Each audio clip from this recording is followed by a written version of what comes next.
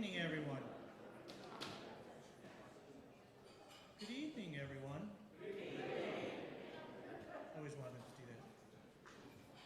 Thank you all for joining us. I would like to start out this evening by acknowledging the presence of some of our elected officials with us tonight from the City Council President Carmela Mantello, representing District 1, Jim Gully, representing District 2, Kim Ashton-Pearson, and representing District 3, Sue Steele, representing District 4, Anasha Cummings, District 5, Ken Zalewski, and District 6, Eileen McDermott. We're also joined by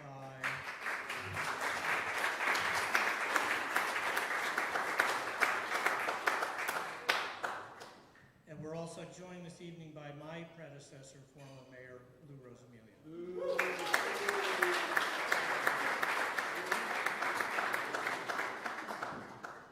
Did I miss anybody? We're also joined by my wife tonight, Amy Williams. That's embarrassing. So again, thank you for joining us. Just as a point of reference, this is an illustration of One Monument Square, back when steamboats plied the Hudson River and before it was known as Monument Square. And no, I do not have a personal recollection of that time. Tonight is another step forward, an important step forward, in the long process of redeveloping the site known as One Monument Square. It was 2 years ago that we came together to develop a shared vision for this central site, a process that engaged the community in meetings and discussions that spanned several days. The message was clear. You wanted access to the waterfront, you wanted public space, and you wanted a facade on River Street that paid homage to the architectural uniqueness of the surrounding business district. Over the past 2 years, we have been working with our partner, Hoboken Brownstone Company, and their design team to come up with a design that is true to that vision, while mindful of the significant challenges that this site presents. The design that we will present to you is more than just a building, however. It is also a significant advancement of our goal of opening up more of our waterfront for the enjoyment of our residents and visitors. It builds on our greatest physical asset, our waterfront. Over the past several years, we have taken advantage of our riverfront in ways that have been the envy of our neighbors. The boat launches, the parks and walkways, the new marina, the rebuilt seawall, the riverfront park, and plans for a new riverfront park with the redevelopment of the Taylor apartment site, as well as plans to create a walkway from Riverfront Park north to the boat launch on Ingalls Avenue. Like many other great riverfront cities, we recognize how our investment in our waterfront contributes to the quality of life of our residents, as well as attracting investment, increasing property values, and creating jobs. Our historical relationship with the Hudson River is not incidental. It is why this patch of land was settled. It generated the wealth that built this city. It is inseparable from our past. This project ensures that it is inseparable from our future as well. This will be more than a point of pride. It will be a legacy that we leave for those who will follow us. While a great many details remain to be worked out, this is the point on the horizon to which we are walking. At this time, I'd like to introduce Sumit Gupta from Hoboken Brownstone Company to begin the presentation. There will be ample time at the conclusion of the program for your questions. Again, thank you for coming out tonight. Sumit?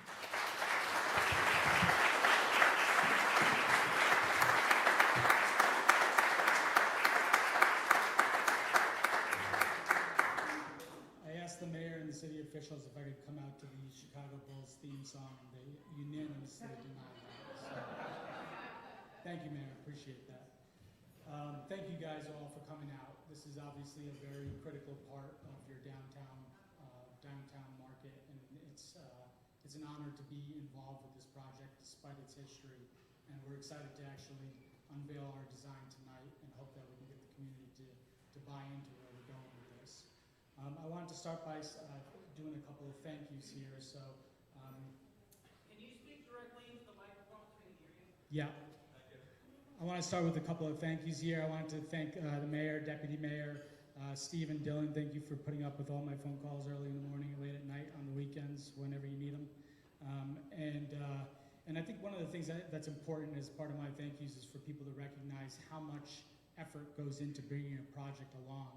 We've been off the radar for the last 2 years, but I can promise you we've been working very diligently behind the scenes, understanding what the community's been looking for, putting a design together that really meets the requirements that's been set forth, understanding the failures of the past projects, and really trying to come up with something that we think really impacts the design of downtown waterfront, as well as showcases what is the crown jewel location of Troy.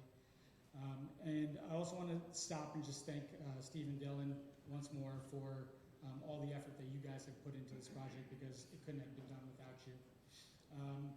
Where the team that's behind this, I want to introduce a couple of folks. So starting with Dave Hollander, who's sitting in the front row. With Dave is Tim Rulin, John Moore, Mike Walpole, and Jim Reeks. You guys have done a tremendous job in helping us through the pre-con process. I also wanted to introduce, thank GPI and Artisan. They're not here tonight, but they've been a great part of the team. John Higgins, Jim McGuire, Jim McKenzie, Kurt Benedetto, and I'm missing one, Dan Hampson.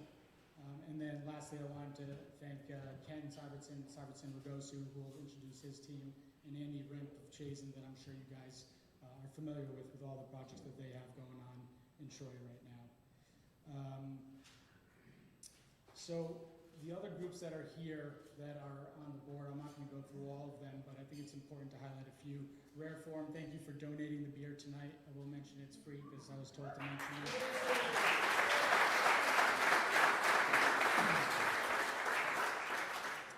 The Farmers Market in Hartcluit, thank you guys for all the media and the support that you've provided through the process.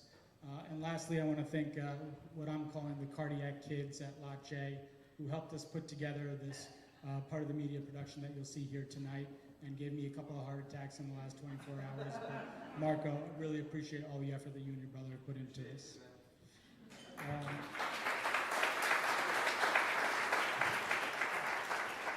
A couple of housekeeping items. So as the mayor mentioned, we do want to have questions at the end, and thereafter we do want to have a cocktail hour where people are welcome to stay. There's food and free beer from Rare Form yet again, and we will stick around and have more of an intimate discussion with the design team if you don't feel compelled to ask it in front of the overall audience.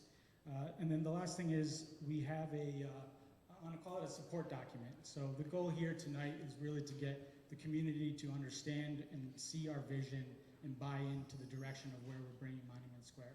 Right? That is, and full stop, that is really what we're looking to do here tonight. From there, the onus is on us, and when I say us, it's us, the city, the LDC, and the community, everybody to come together and recognize that there's a reason why there's been so many failures in the past, and we have to work together in order to fulfill the vision and the direction that we're going. And with that, if you like what you see here tonight, we do have a document that simply states that you're supportive of the vision and the direction that we're going with the design, and we can use that document to help source other public financing options, grants, state and federal, and it would be great to have people sign that on their way out, again, if you're supportive of where we're going.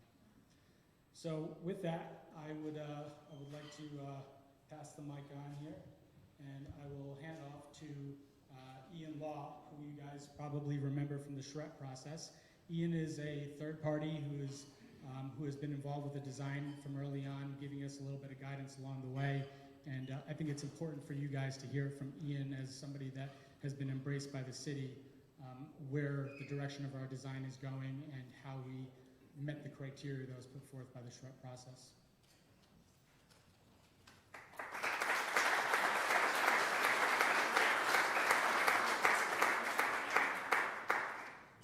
Good evening, everyone. Again, my name is Ian Law. If for those of you who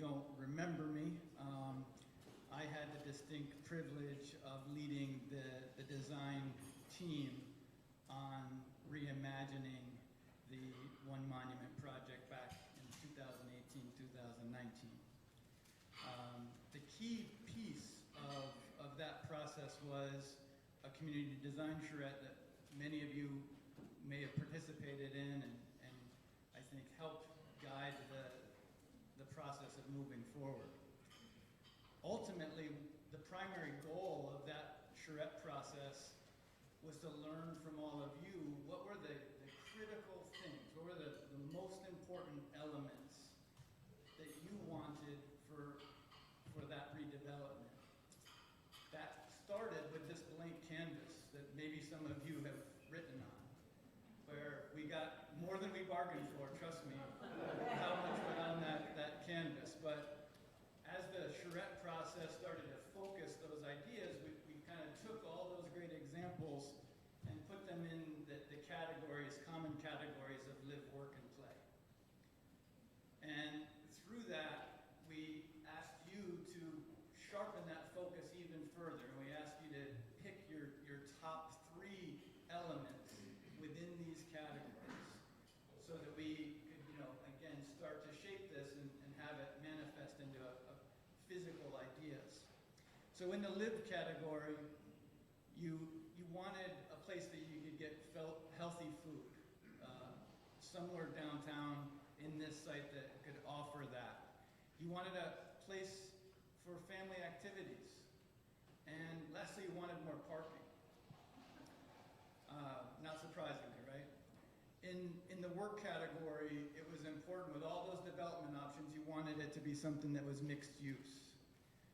You wanted it to have ample civic space, and you again wanted a food market that could have potential opportunities for vendors. And lastly, in the play category, it was really important to have open space and opportunities for community gathering and direct waterfront engagement. So as we looked at all those things collectively, what did we really learn? We learned that we had to have a viable development that also struck a balance with really flexible civic space, a place that provided opportunities to bring the community together for a wide variety of activities, and that ultimately created a really strong connection between the downtown core and your waterfront.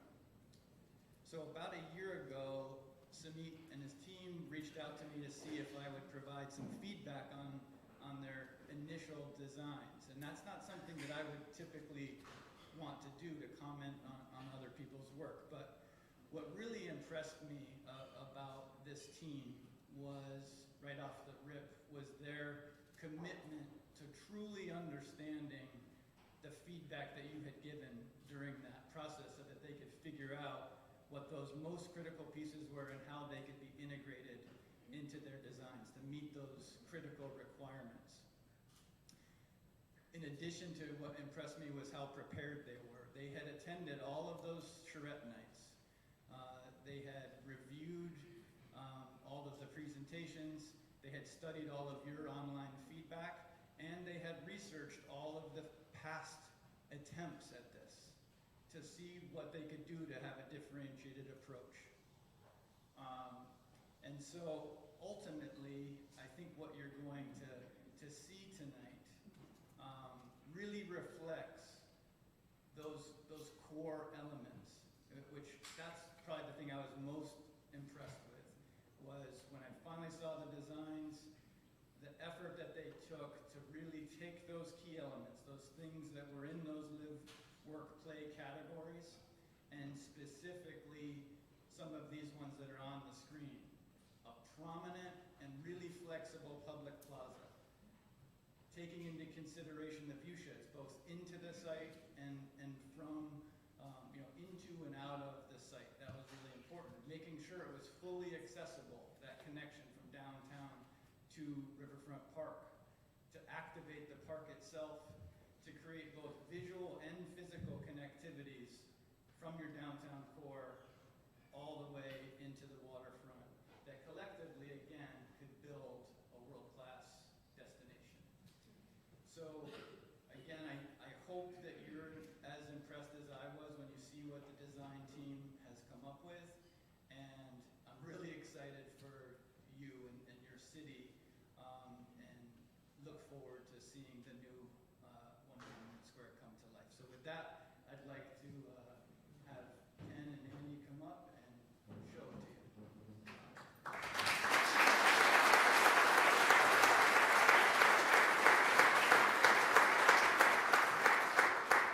Thank you, Ian. My nname is Ken Syverson. I'm with Syverson and Russo Architects, and part of our team for this project was Chris Mullins, who's been phenomenal at modeling the project for ever since the very beginning, the inception of the design, and Carl Kirkichin, just in the last couple of weeks, has really produced a whole bunch of the imagery that you're going to see here tonight. Hello and good evening. My name is Andy Rimpf. I'm from the Chazen Companies, and we work together with Ken's team focusing on the site and civil and landscape architectural elements of the project, and are really happy to be able to show you tonight our current project and its context with other initiatives in the city of Troy. So as we think tonight, we're here about a project which is 1 Monument Square Riverfront Park, so a certain destination within the city. What's important in this image here shows you is contextually, this is a piece of a string of pearls that the city has been working on and continues to work on to invest energy in a waterfront connectivity plan that really stretches from the north and Lansingburg all the way down. The image here cuts off at the Green Island Bridge, but even further than this image into South Troy. So what we're here tonight is to try to infuse and energize and supplement these initiatives the city has already invested in. As you can tell now versus a couple years ago, there's a different waterfront experience behind Restaurant Row, you know, at the marina.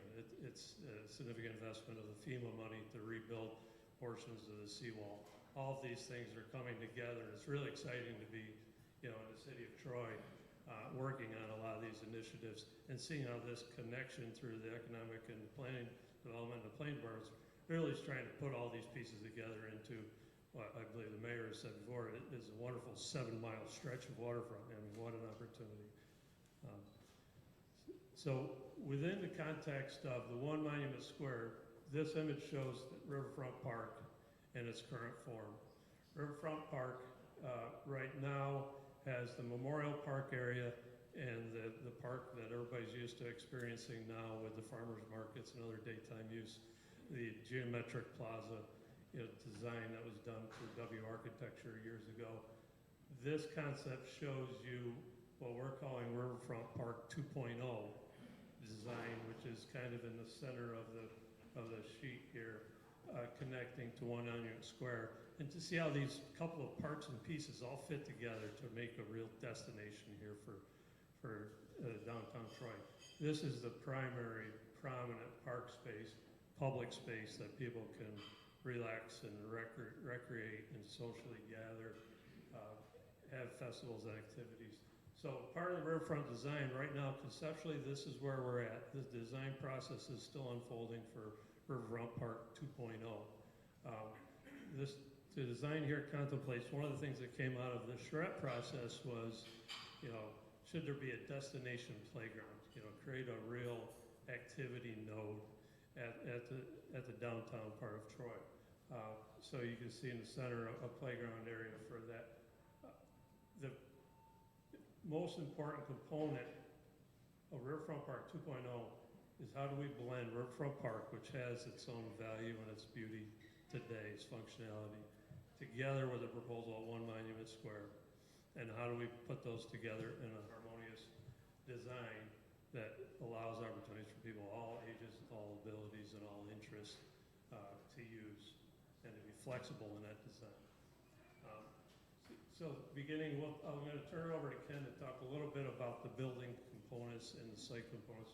But here contextually you can see what is roughly a 22,000 square foot building footprint with a public promenade space at the public deck level, which you'll see better illustrations of an equal 20,000 square feet, plus the remaining park space, which has been a real interesting challenge and a treat to actually design within that framework. But together, the public open space is over an acre. So it's more than double what the private residential and commercial development side is for a footprint. So we've had a lot of focus on that public-private space in that partnership. Oh, sorry. So one of the items that we wanted to do when working with Andy and his team about developing the site is we wanted to maintain the facade plane along River Street. So it was very important for us to bring the building up to the street. And then we started working with some of the geometry of the existing site. So what we ended up doing was we took the shape of One Monument Square, we mirrored imaged it across River Street, mirror imaged it again, and put it on the site, and we saw, well, that's not really quite big enough for what we think that the community wants. So we made it bigger. And then we made it bigger again, so that we actually increased the width of the River Street facade of the plaza to 145 feet, which is pretty substantial. The original Broadway that actually went down into the Steamboat Landing was only 60 feet wide. So anyway, that's what dictated the general beginning of the shape of our building. Then we wanted to have the building, we actually put a little bit of an angle to it so that we could start to pick up some of the relationship to the old Steamboat Landing and the park to create a segue up to the building and to the plaza level. So you'll start to see how the building shape developed along with working with Andy and his team on the site design. So our inspiration for the building is, it's actually 7 buildings all into one building. What we didn't want to do is we didn't want to plop like one big edifice onto the site. We wanted to be sympathetic to the existing architecture of Troy. We wanted to draw some design cues from it. So early on in the design process, we came up with a term that we used. It was called evolution. What we wanted this project to do was to portray how Troy's architecture has evolved over the years. So starting on the south side of the site, we have an 1840s styled building. Now, we're not trying to replicate the architecture, but we're drawing cues from it. So what was indicative of that style? It's a little bit shorter building, 2 stories.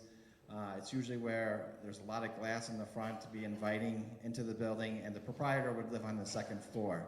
You see a lot of double hung windows and 1/3, 2/3 proportions to the windows, and then decorative elements like large cornice, brackets, and window surrounds. So we've taken some design cues of the neighborhood, of the history of Troy, and we've established a corner for the building, and then we grew it from there. So we've evolved through time with our building.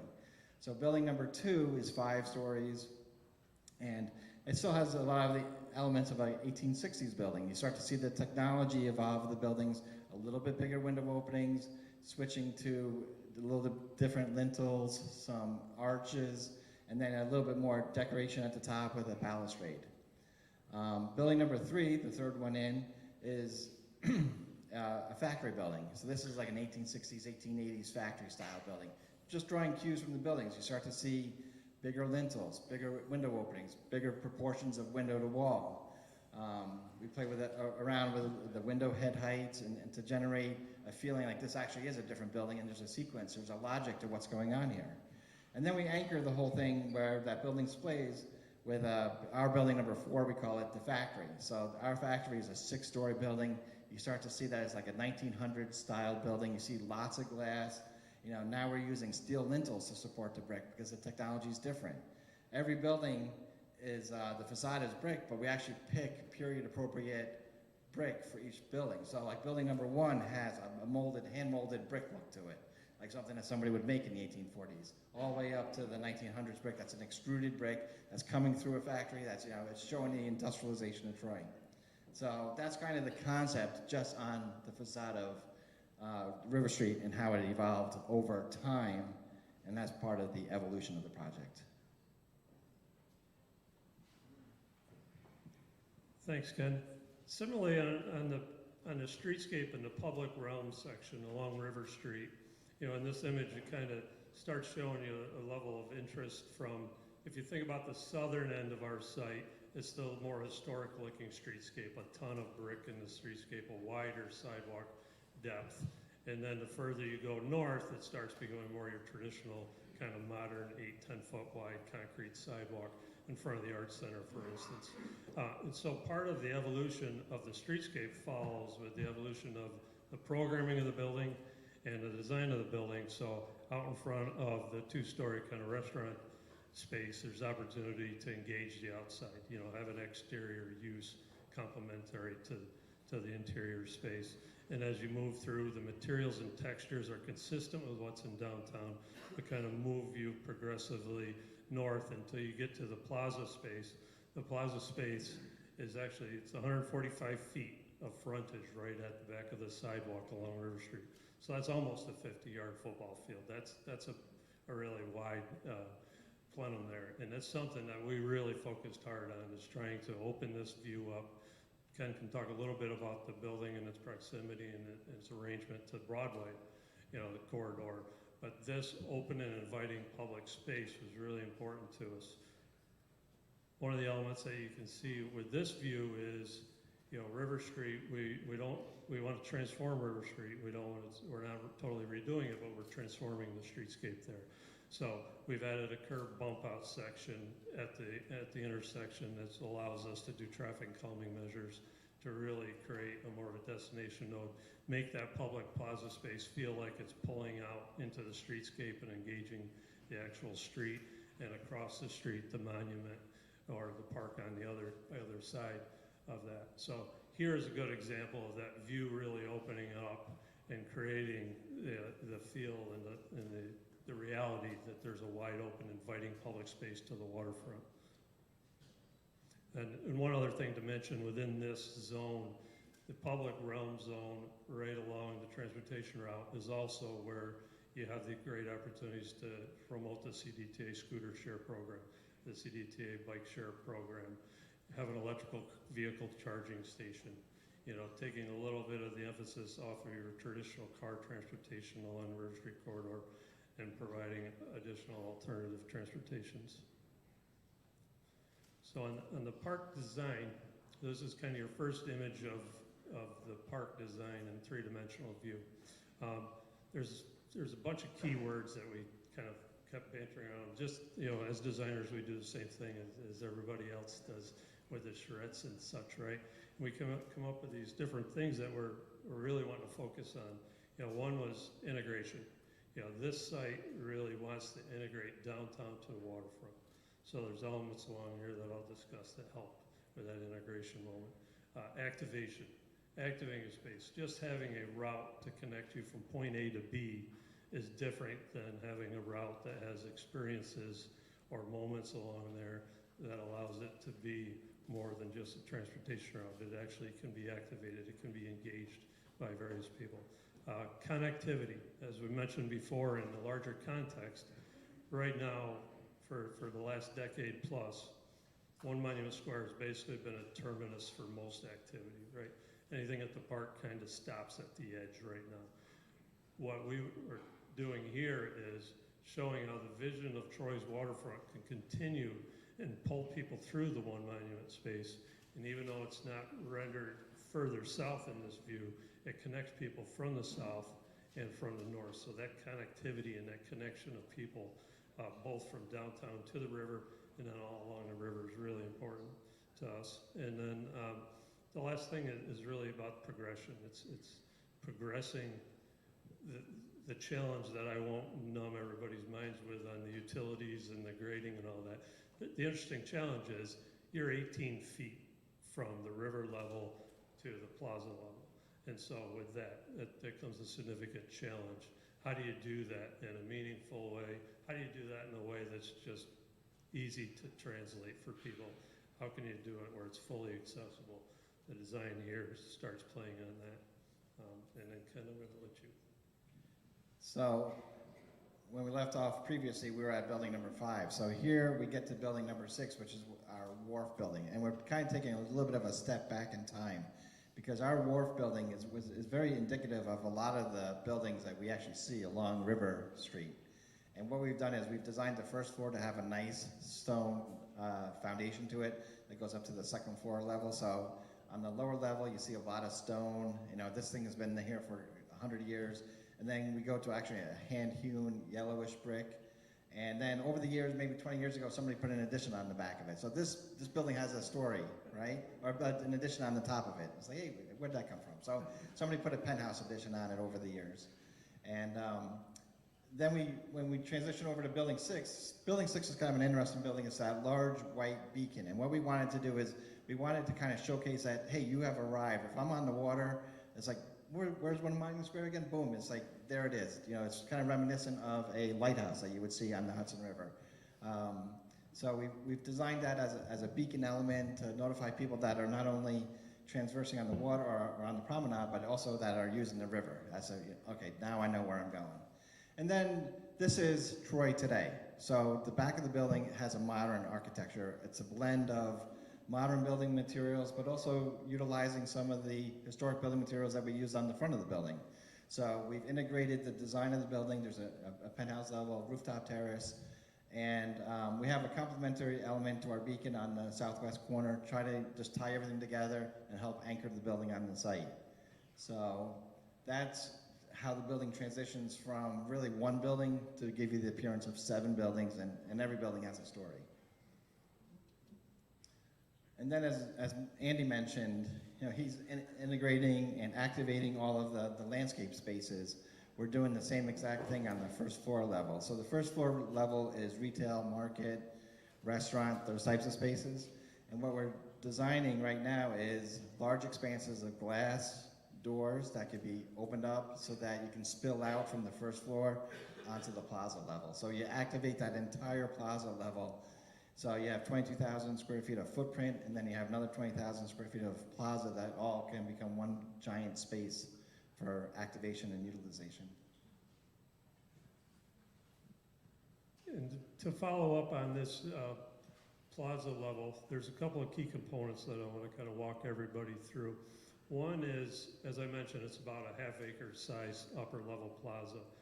It's intentionally has essentially a zero edge. You'll see that in a lot of renderings coming up. But essentially, there is no hard edge at the end of the plaza as it approaches down to the river. There is an intentional connection between the two so that there is multiple ways to connect the people from the plaza to the public space. So we aren't designing a plaza and then a public park. We're designing them together as one element. As you can see by the switchback kind of ramp section, that's the accessible route. Ken mentioned the grand staircase that kind of opens up. That's your prominent visual and connective link for access. But whether or not you're coming from the south and coming to the One Monument location, there's multiple avenues and ways you can approach and engage, you know, the park in the upper plaza area, and then vice versa as you're coming from the north. So the plaza space itself, we spent a lot of time thinking about how do you design a 20,000 square foot plaza, because the question we always ask ourselves early is, what do we want the space to be? The answer that we came up with is we want the space to be flexible. We want it to have a series of outdoor room capacities. So there's flexible furniture built in there. All the furniture you see kind of just placed within the plaza area. It's all meant to be flexible, relocatable furniture. Because some days on a great night like tonight, you know, maybe it's just a public space to walk, you know, with a family member or with a friend and just have a casual conversation. Maybe there's a festival tomorrow, you know, maybe that's a whole different use. So that flexibility of space was really kind of key. So you can see also in this design just some fun movements and motion throughout the park. You know, we have a park space that can get very hot, as we know, even though we're in a northern climate, we can get hot. So we have shade tree opportunities. We have a seating area where swing benches, I love, I was talking with Ian earlier, you know, we have a common experience of something as simple as a swing bench on the water is enormously successful, you know, no matter what it looks like, even frankly. But we have a nice industrial looking symbol there. The elements of the steps in the middle, these are large granite blocks. So instead of having just a stair, there's a different way to play. There's a different way to move yourself, different way to seat. You can use it as amphitheater. There's a different moment along there. You see the idea of a kiosk. You know, that's a way to engage and activate the plaza through a vendor space, you know, using that. And all this is boiled into what was an initial goal, is how do I get down from there to here? Right, that's always been the age-old solution. Right now we have an 18-foot drop. You know, this is a progression of that design. So here you see a whole bunch of different examples of just how you activate the space. Here we have a little bit of a cafe, the Esplanade. You can just see that this can be in a hugely vibrant space, just based on what you want to use it for. It has the opportunity for endless opportunities.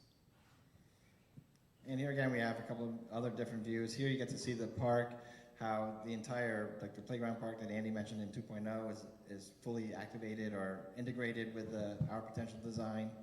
And you see the monumental stair kind of centered on the wharf building, so you kind of know how to get there from there if you want to.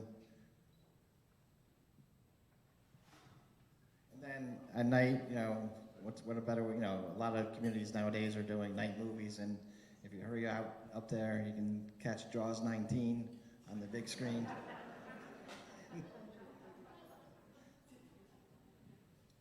I think just to close our portion of this is an example of a lot of the intel, and I thank Dylan for always pushing the envelope, on thinking of how can we use the park, how can we engage people of various, interests.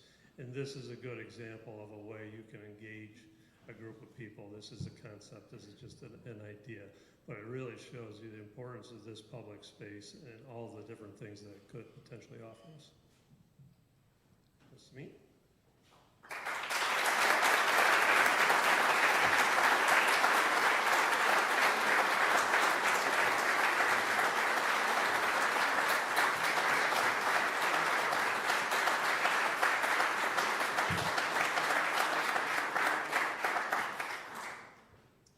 So I want to touch a little bit about the retail program here for this, and I'll start by saying that so far we've been curating these opportunities for the last year and a half.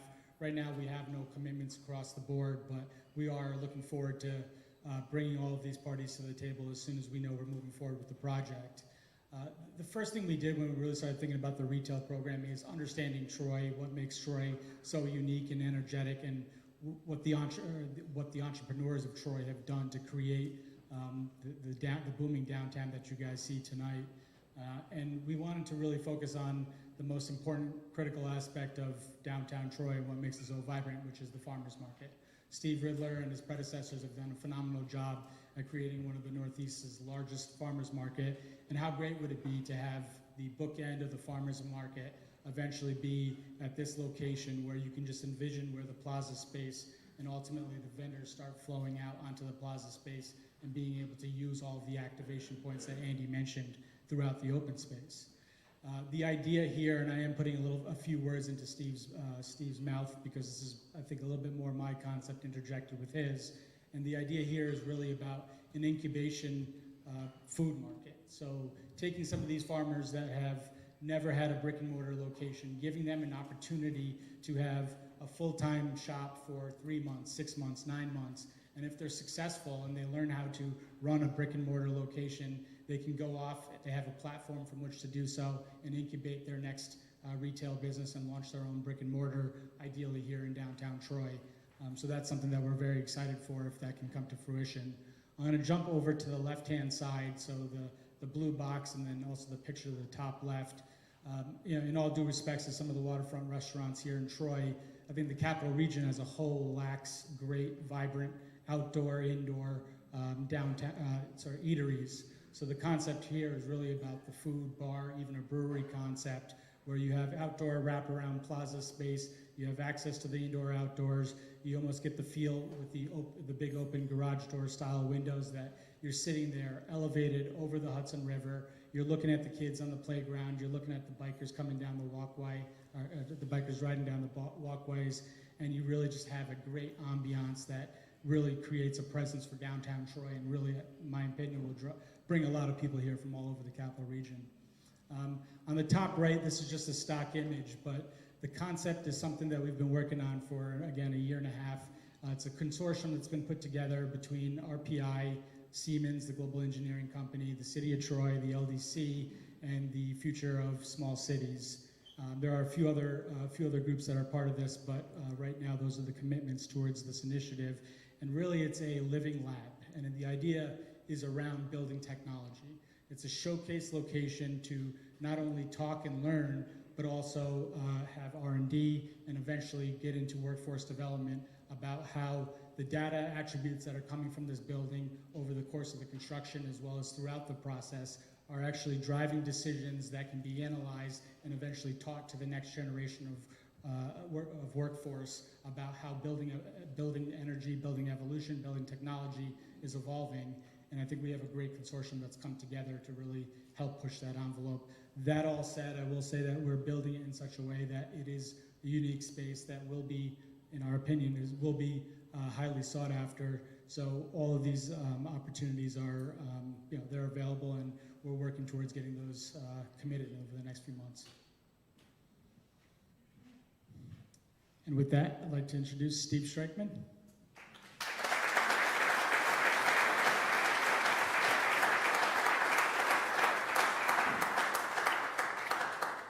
All right, good evening. This is such a great turnout. It's really exciting to see. So Monument Square, going back 10 years ago, has always been about a public-private partnership. It's always been, whether it's the original Department of State grant or even now with the city agreement with Hoboken Brownstone, this is about a public-private partnership. So Hoboken Brownstone, obviously the private component is investing over $40 million in their part of the building, the vertical piece going up. And it's up to the city now. We've demanded all these things that we really need to have through the charrette process, this connection to the river, the public space, the grand staircase down. Those are really city investments, and that comes to us to help fund these things. If you look at the pie chart on this sheet, you can see the one on the left shows the open space and plaza. That's 2/3 of the site, and the building is 1/3 of the site. Yet when you look at the costs, it's flipped. So we basically said to Hoboken, we want you to develop here, but you can't use most of the site. So that's why it's imperative that the city comes to the plate here now and invests to create this destination that we deserve and to make use of this riverfront. What you have on the left is really the first draft of financing. We have a long ways to go on this, but this is the public component. And you can see the first 3 lines, the public space, the garage, and the utilities, that adds up to $18.5 million. And then if you add in Riverfront Park 2.0, and that's something that the city's always needed to do since we built the amphitheater and we built the splash pad, that was 1.0. We still need to fix the parking lot, get rid of or reconfigure the parking lot, reconfigure the pavers. There's a lot of work that needs to be done. Make the connection to the stairway that comes down from north of the Arts Center. So that is something that's always had to happen, and that brings the total revitalization cost to $24 million for the public component. We have $3.5 million worth of grants. This is going below capital sources. And we have about $6 million worth of grant applications in process right now. So this is going with the Downtown Revitalization Initiative, which we're going to get this year, and other sources, yeah. And I will just add in on that DRI, we have projects ready to go this year, from Taylor to Monument Square to First Columbia and numerous other projects along the way. And this is the year we will get funded. There has, and I just want to, so that's a total gap right now, I'm sorry, that's a total of $9.3 million of grants in hand or that we anticipate. And so for current gap financing of $14.7 million, and there's never really been a better time to apply for funding. There's stimulus money, there's the transportation bill, there's federal parks money out there, there's the DRI, and we really feel we can get this additional $6 million. So the bottom 2 lines are what the gaps are going to be, and I just kind of like to break them out separately. The bottomest line there is including the public space and Riverfront Park, so that's $8.7 million. And when you subtract out the 3.5 million for the park less the grant, it's about a $5 million gap for Monument Square. And we feel very comfortable that we have other project revenues, parking revenues, a pilot or lease back payments that we can, these are revenues that will be associated with the project over the length of the project that can further buy down that amount, and we'll also be looking for additional grants. The actual capital stack for this project will be put together over the next 6 months as we apply for the grants. Again, this is just kind of a back of the napkin estimate here based on good numbers of what we anticipate everything to cost. And I should just add in, I didn't mention, with the Riverfront Park redevelopment, so you've seen some concepts up here. We still have to go back out to the public, which is something we'll be doing in early 2022. And we have been in major discussions with the Korean War vets about relocating the Korean War monument up next to the Vietnam War Memorial. We have a concept for that, and you'll see that, you can see that later. But so they're on board with that, and we'd like to try and get that moving early next year, as well as the infrastructure work that we're ready to get going on to make this site developable, which should occur. We're out to bid right now on some of the projects, or some of the materials and construction work. So that should be underway before the end of this year. Did I miss anything? Yes. This site's been a drag on Troy's economy for 10 years. There's a lot of costs involved with us having this vacant lot. We got to maintain it, we've got insurance costs, liability costs, and it's been a drag on the rest of the area and all of the city of Troy. So we need to make this investment now. You'll see this investment here have a cascading effect on the vacant buildings to the south. Hopefully we'll get to see the Cannon building restored to its former grandeur as well. There's a lot of benefits, not just for the Monument Square, not just for this area of downtown, but really for all of the city of Troy. So with that said, I'm going to hand the microphone over to Dylan Turek, my Director of Economic Development, and he's going to talk a little bit more about public benefits.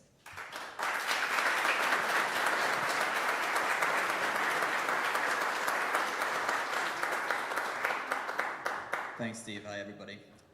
Steve and I played rock, paper, scissors, shoot before we did this to see who would have to talk about finance versus the benefits, so I obviously won that. So this is the easy part, right? This is all about the good things that come from One Monument Square. The night that we left the charrette, we were tasked with two basic goals, and that was to create a generational public space and riverfront development project that would elevate Troy to being the riverfront capital of the entire district, essentially. And the other being to find a developer and a design team crazy enough to actually get it done.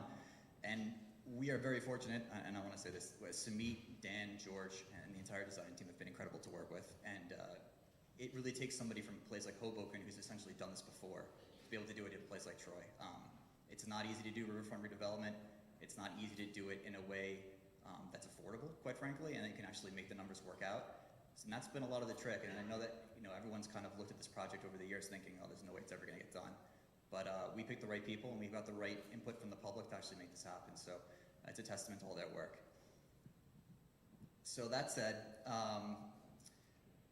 the project we're presenting to you guys tonight is definitely going to set Troy apart in numerous ways. More importantly, it's also going to generate the kind of economic and quality of life benefits that will, both on the site and beyond the site, that will make sure that the return on the investment is really worthy of the investment itself.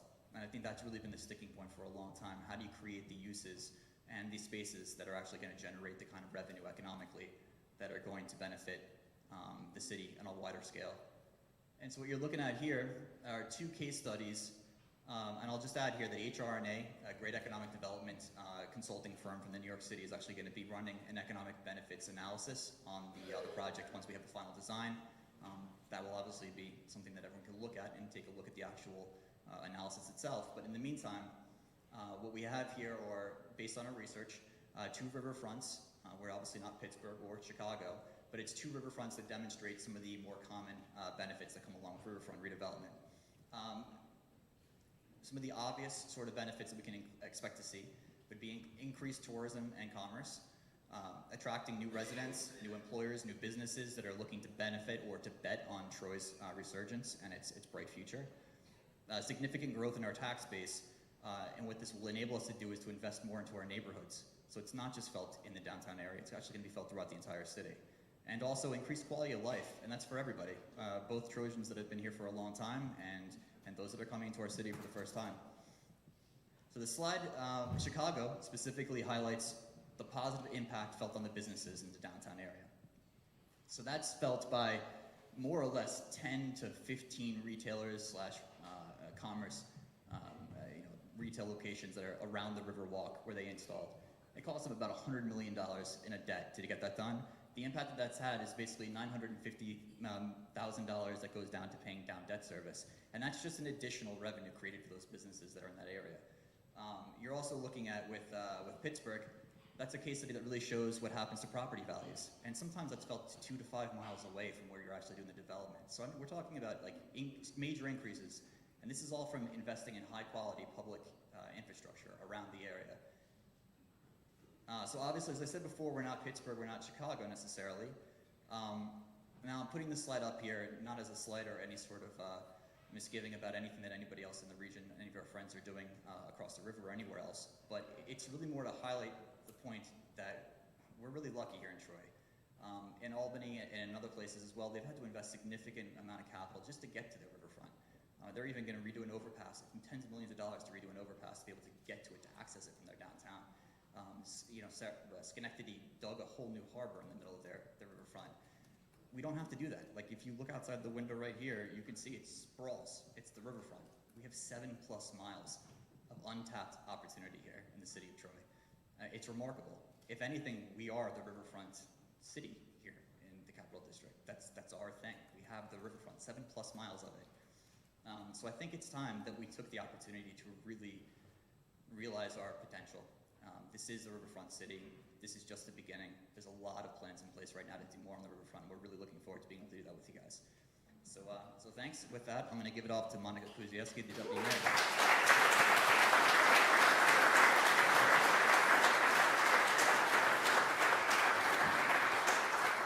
Good evening, everyone. Look, I get to show you the really cool one, if I can get it right. Look at that. Oh, it's so pretty. Look, Nadine, can you see your dance field? So I will have to say, and shout out to Nadine from the Troy Dance Factory. I'm a proud parent, but what we did see, and this is just a little side gig before I get into my 2-page speech, but what we did see these last 18 months of COVID, whatever you want to call it, is how people have taken outdoor spaces and revitalized them, reused them, reinvigorated them so that they could accomplish their own personal goals. And we saw that, and the inclusivity of it, and the different uses, and salsa in the park, to dance in the park, to, it's just been amazing. And that's every green space across the city. So thank you to the community for all of that. That being said, our responsibility, the city, and all of you, is to lay out the future of this city. Yes, this site has been through several iterations, of which we all have been here for, that have proven unbuildable, and perhaps, dare I say, some unbelievable until now. This project is believable, and I'll tell you why. You helped shape it. We opened up the opportunity for you all to lend your voice and your vision to create this site and to create the conversation. We are also not putting the sole responsibility for our future on a developer. It's a partnership between the city and Hoboken that started with the public and the community. This design is stunning. It's an A+. You all remember me calling the seawall an A+, right? We're building to A+, this is A+. And it's what we should be building. This is designed for the people who live in our city now, Kathleen, and it's also beautiful for our generations to come. It is beautiful, it is inclusive, it is accessible, it is connecting, and it is welcoming. It's an investment to our people, our city, the waterfront, and our future. Oh, there is a cost. You saw that. Just as there is a cost for the seawall, the marina, the Riverfront Park North, 7th Avenue Park, and of course the next project, the Knickerbocker Pool, Jim Gully. The quality you are demanding and what we're presenting is expensive, but it's all worthwhile. We shouldn't settle for anything less. I will promise you we will work diligently to bring those costs down through grants and other sources of funding. We do have some number crunching to do and some grant writing. You ready for that? No doubt about it. But we will do the work. But we have to start with a vision. You've seen the vision. And now we'll work to make it a reality. This city, as all of you know, continues to inspire all of us on a daily basis.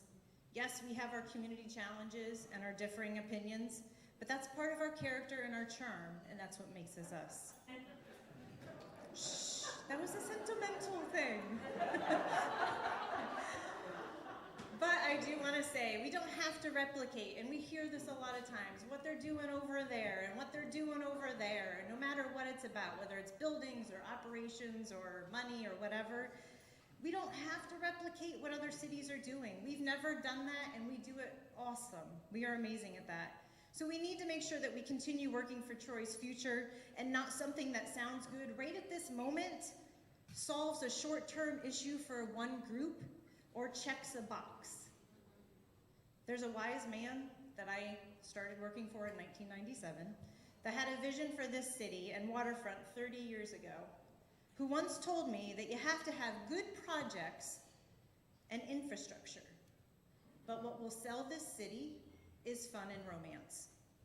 Well, here you have fun and romance. And introducing a video.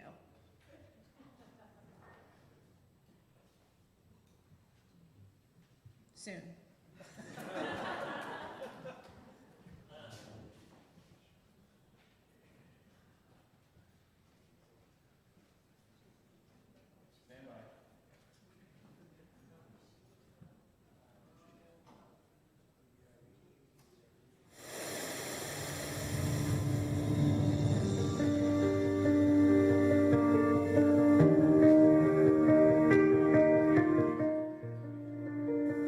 I encourage each of us to reflect on what we have achieved and how we can do even more by working together to build a brighter future for our city. We are Troy, New York, and we are in this together.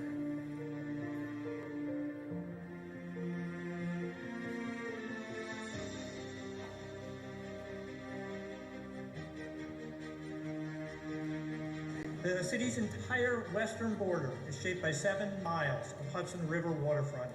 The downtown seawall is the defining feature of our waterfront. It's our past and our future and connects us to this river.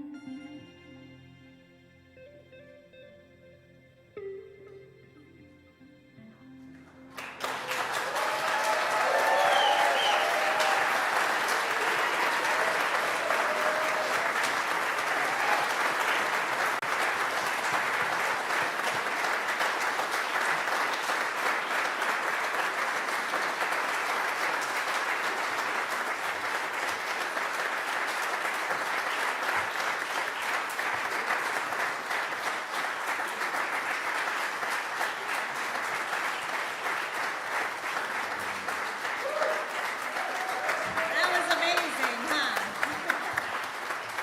I have to tell you, Mayor Lou's here. This is my 4th time. It's gotta go this time.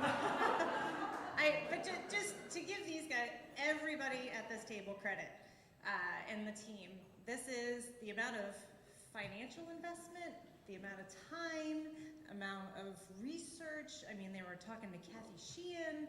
I mean, the amount, we have not seen this quality yet. They listened to you, they did their homework, and they put it out of the park, right? So I think that this is,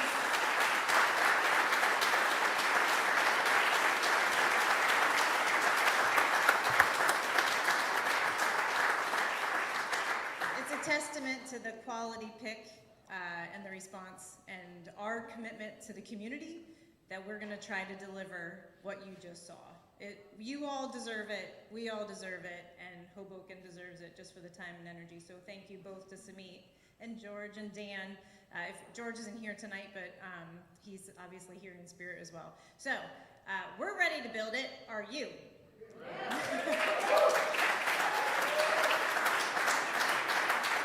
All right, so we're gonna open it up to some questions now or comments.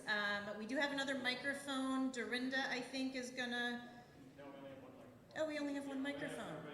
Okay, so you're gonna be like school, and then I'll go out and call out questions, and if it ends up being a developer question or a city question, then the crew here will take some answers. So why don't we start in the back? Go ahead and introduce yourself to everybody too. Be really loud and project. Okay, I'm good at projecting. I'm Jack, the guy. I've also been here all 4 times. Yes, you have. And there's a lot that I like about this. It's better than the others, which is great. And I still have one objection, which is that we are being short-sighted in allowing the old City Hall site to dictate this site, that it sticks out so far towards the river. We have an opportunity, it may be too late now, but we had an opportunity to continue the wall of the Art Center down to the Dance Factory as the back wall of all the buildings. This building that's proposed, as well as the old City Hall site, both extend much farther towards the river and basically close off the possibility of parkland running way down the river. And that's my objection, is that why are we doing that? When we could have a narrower building. Is it money? Is it that we need to offer this much space in order to make it financially feasible? If it is, I'd just like to hear that. But it's an issue that I feel like we're a bit short-sighted on, allowing the park to be circumscribed at that point. That's my comment.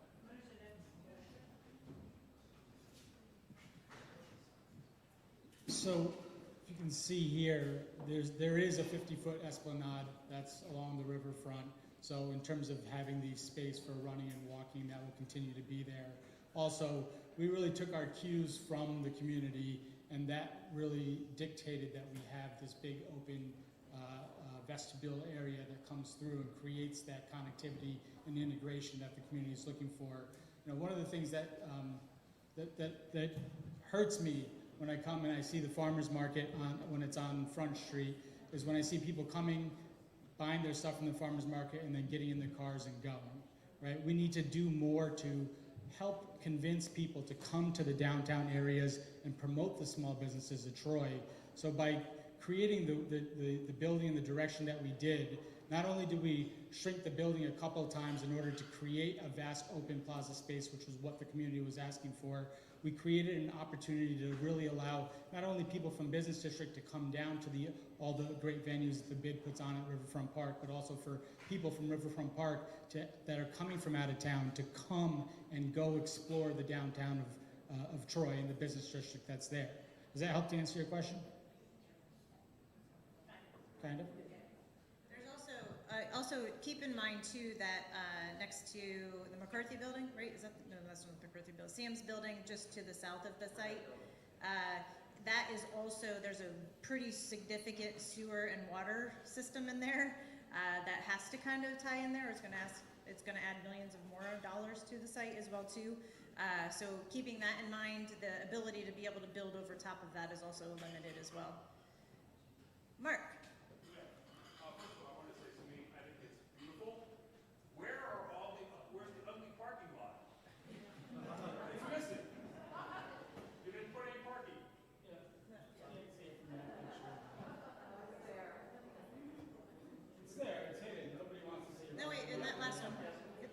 Is right in here. Can't see it.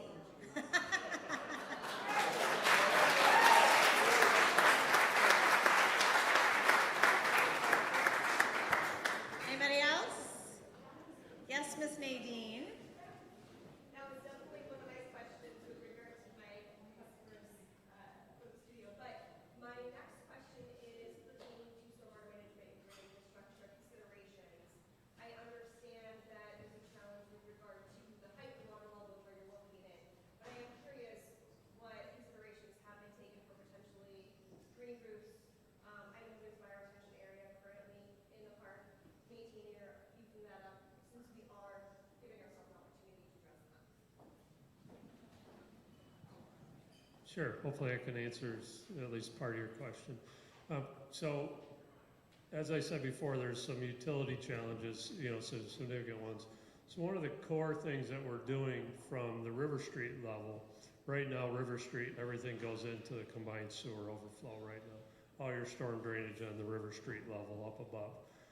So we've been working with Chris Whalen and his office at the city on trying to find ways that we can disconnect that drainage system up at the River Street level. So we've devised a plan, and it's incorporated into our plan now, to separate the storm sewer up at the River Street level from the sanitary sewer, bring it back down through the site, essentially through where the existing stairs are now that go down on the angle, essentially through that corridor to do a sewer separation. Together with that, we have, as you mentioned, the bioretention, the philosophies of bioretention and various planters and green infrastructure. We're contemplating the use of permeable pavers or porous pavements, wherever it's possible or wherever it works the best.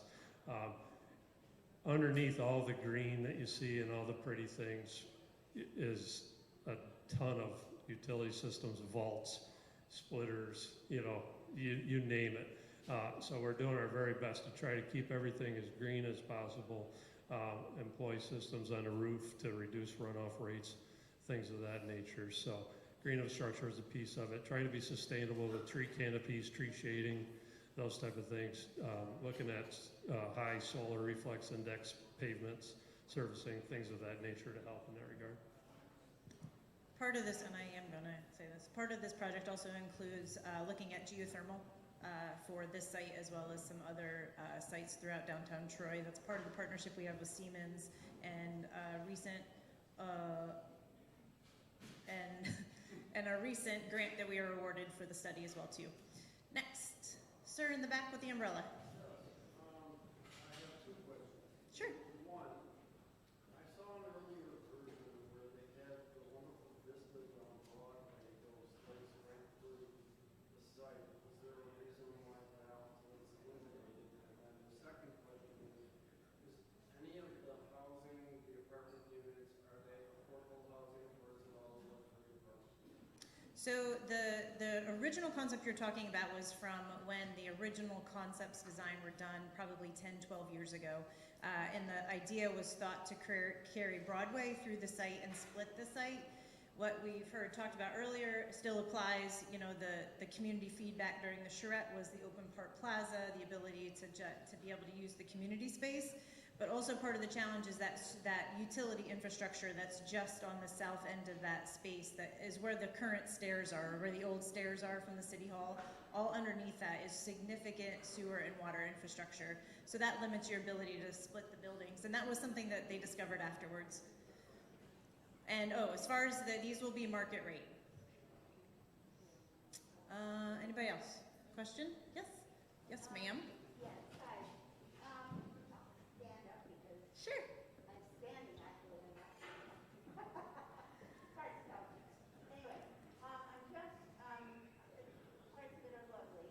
I was really struck as we went down the riverfront with all of the concrete.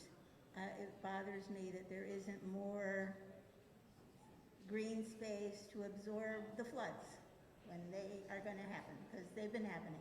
So where is it all going to go if you've got all this concrete? That's the thing that concerns me, and I like that you're talking about geothermal. Very much.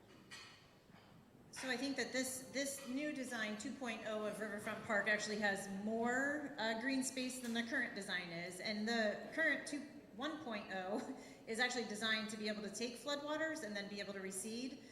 And that will be the same thing for this as well. That's why you see the different elevations and the step-ups will allow for the floodwaters to come in and then be able to go back out. You know, it is a challenge, but you know, it's a big space as far as sidewalks go, and being able to make sure that there's people that are able to pass and spaces. I mean, look at the way we have now, but I mean, you know, when we do Full Out Fest or farmers market and stuff like that, the vendors actually set up on that space, and that allows more people to be able to use the green space during those kinds of events as well. But no, point taken. We'll make sure to note that. Jamel, hi. Hi. Hi. What are some of your ideas for the community space, any partnerships or individuals that you've been looking into yet? Have I said no yet? No, so I think that, you know, the beauty of the community space, and I have to tell you, I was telling these guys, one of the biggest things I love is these little garden things that you can see earlier.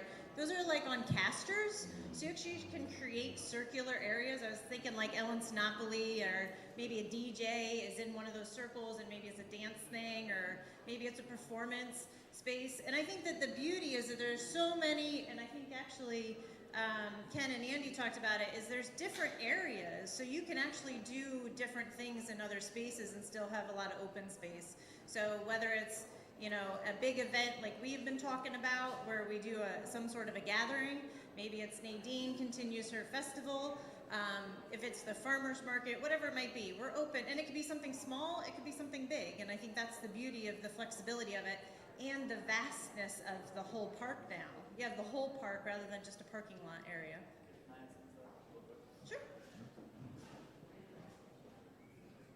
Hey, Jamel. So one of the things I think you'll be happy to hear about, if you look at that little kiosk-looking thing that's over there as well, what that really is it's a bit of an incubator. And it's a program we're looking at. I don't know if you've been to Boston recently or some other places, but they set up these pop-up sort of retail locations. And what you can do is you can essentially get them for maybe a week, maybe 2 weeks, 6 weeks, during seasonal time. And it's an opportunity to basically test your product or test your business in a place. We're talking right now with both potentially the bid, and I believe the new executive director's with us as well, Jeff, and we'll be reaching out to him very soon about that, as well as the chamber, and then some entrepreneurs about, hey, look, how do we create a program that's going to get people into these pop-up spaces, and then from there launch them into essentially like Lansingburg, other places as well throughout the city where they're going to have a more permanent presence, and it would come with maybe some funding opportunities and also an opportunity for training as well. So there's that, and then, I'm sorry. Does that help answer the question? Jamel, you can always send us suggestions too. If you, I'm sure you have ideas, so you can certainly send them. How about Jesse?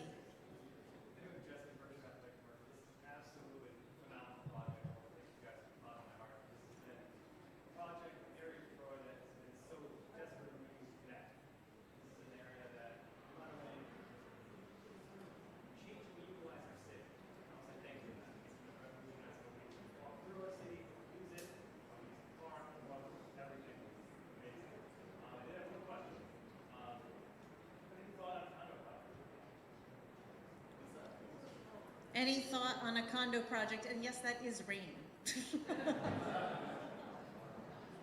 So we looked into condos early on just because of the complexity and the costs associated with this project. But ultimately where Troy is obviously going through a great renaissance. And I think the condo market is sometime down the road from here. On top of that, deploying 90 condo units roughly today is difficult. It's a very difficult ask. It's something that's not even being done in Saratoga at this time. And if you think about Troy's demographic, it's a very youthful, young family. It's a large portion of the population that occupies today's Troy. And that market is really looking towards moving from an apartment, going to a single-family residential home. And single-family residential homes in Troy right now are very affordable. So the demographic that we think can command or is looking for the condo market is the baby boomers, or otherwise the really it's the baby boomer generation, which is not the market that we see here today. I think it's a 5 to 10 year window before we would love to be part of a condo project in this market. Council President. I'll be super brief. Kudos to Sami, to your team. As someone who has worked with waterfront communities statewide for over a dozen years, this honestly just brings so much joy in my hometown, in my backyard. It creates accessibility, it creates a connection. It's that pearl in that necklace, 7.5 mile stretch, ADA accessibility, public-private partnership. I love the RPI, Siemens potential with the data. It really pieces it all together. I just want to compliment Sami, your team. I am like super psyched about this, so kudos and let's get rolling.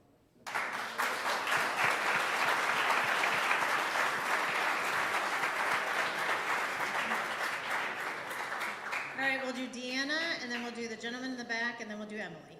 There's your cue. Hi, my name is Deanna Delpas. I'm with an AI platform, and this is actually my backyard. I live right on the riverfront, so I'm always talking about the river and why we need to activate the river. But what we haven't really talked about is we're all talking about the open space, and that's beautiful and stunning. But we live in an upstate New York community with a lot of bad weather. So the fact that you've done a lot to activate buildings, indoor, outdoor spaces, and public spaces within the buildings themselves. I work with a lot of developers, and we've even looked at a lot of RFPs over time, and they've all been about huge, enormous buildings that maximize square footage, get the most amount of money out of the space that we can, and you've really listened to us. We see how many developers would put a 2-story building just because it looks better, and not utilize the square footage of a 5-story building. I mean, that's phenomenal, and I think that's fantastic. It really pulls in history, it pulls in modern. I mean, it just, kudos to everybody.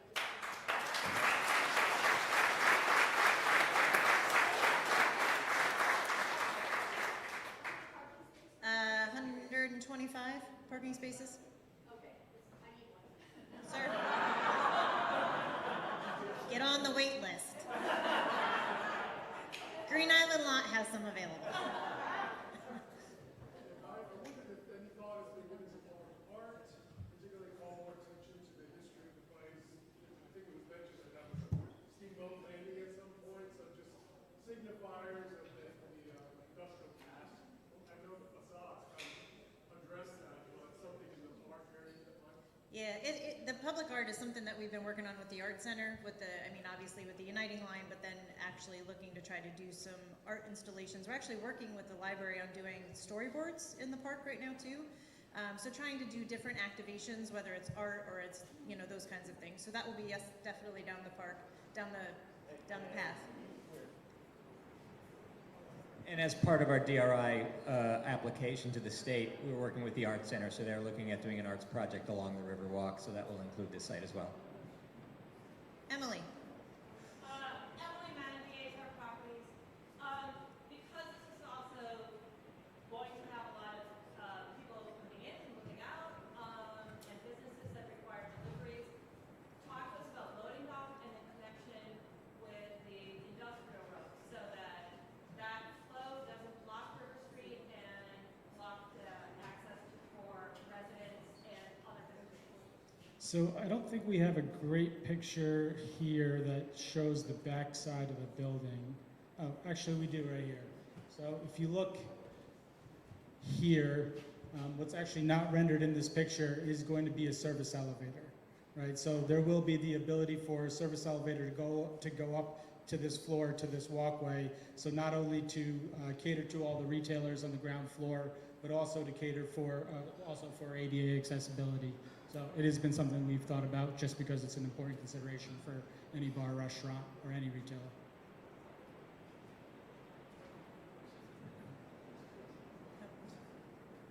Any other questions? So it's raining out, so you might as well have some more food and another cocktail. We can get Uber.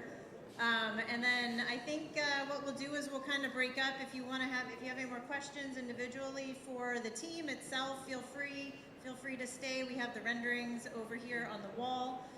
Apparently Steve has, oh, yeah, and then if you do obviously support, because you all love it, there's a little bit of a sign-up sheet for a support component that we'd love to be able to submit with all of our grant applications and that kind of stuff. And then certainly stay in tune. We'll have the information on the website. We'll put updates there. The video link will actually be on the website as well if you want to preview that again. And thank you on behalf of the mayor, the team, all of us, and the crew that have been working their butts off for 2 years doing this project. We thank you and hope you have a great night.